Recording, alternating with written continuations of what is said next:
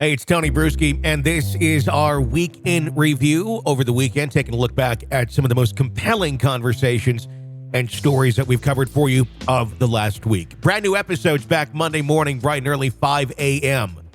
here on the podcast.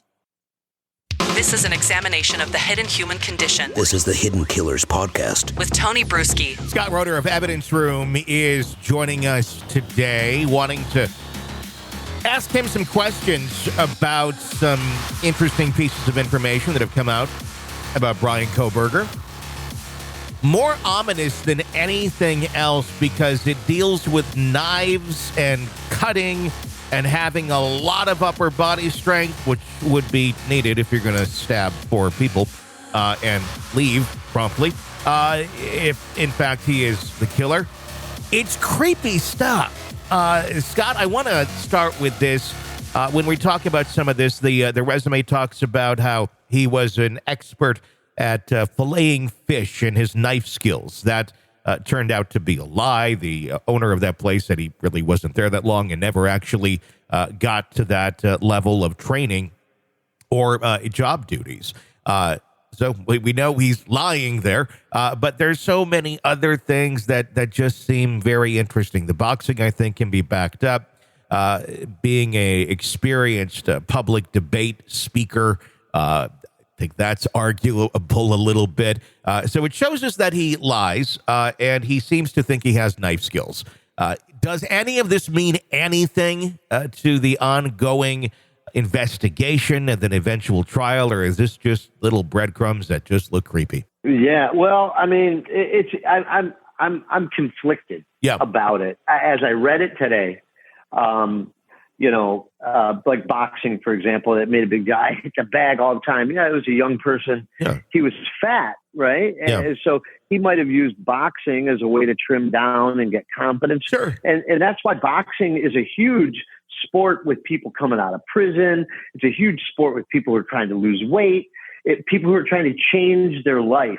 Boxing is something that does that, right? Mm-hmm. Because you expend so much energy and frustration out in the sport of boxing. I mean, so, and I'm a fan of boxing, so I don't want to, I just find that as like that. Maybe that's something he uses as a tool. Yeah.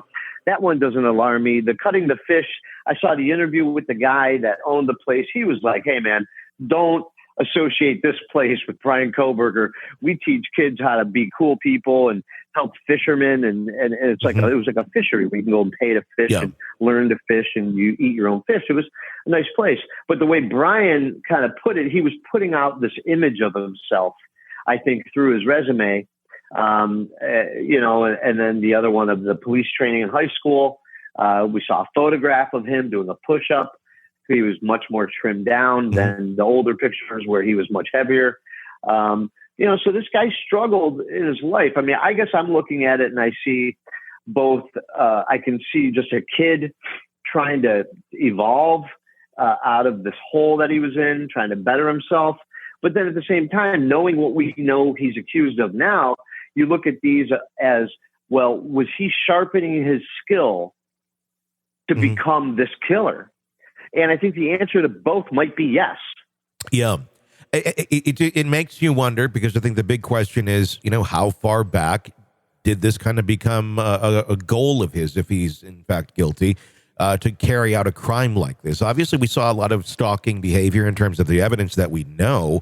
But how far back did this idea go, and how much preparation was he doing to get himself physically into a place where those skills essentially would be beneficial to such a horrendous application of murdering four people? Yeah, well, I mean, to me, like I said, these are things that I think he gravitated to before he became this accused murdering bastard. Okay. Yeah. Or if he is so convicted, right, then we can give him that title.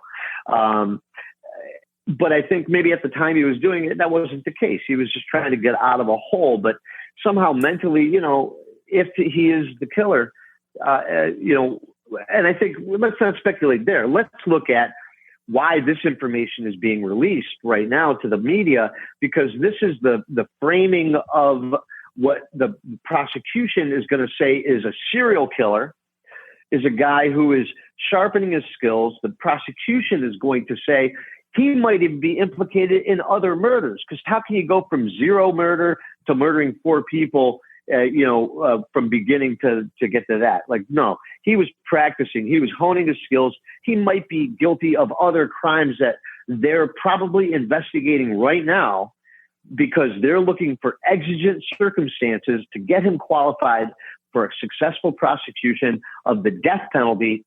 And then they just reaffirmed recently that their version of the death penalty is the firing squad. Yeah. So that's what the prosecution has in mind from Bryan Kohberger with the release of this information and framing him that way. Are they right? Are they wrong? I think they're probably right to do that. Mm-hmm. And I think they're probably right in their instincts, but they know more than we know. And I think all indications are that that's the road they're going down. And if they've got the evidence to back it up, I fully back them up in that pursuit. This is an examination of the hidden human condition. This is the Hidden Killers podcast With Tony Brueski. Scott Roeder of Evidence Room, thank you so much for your insight. Always very much appreciated. Hey, if you like the podcast, be sure to press subscribe wherever you download them so you don't miss any breaking updates or discussions on the cases we're following for you right here. I'm Tony Brueski. Stay with us.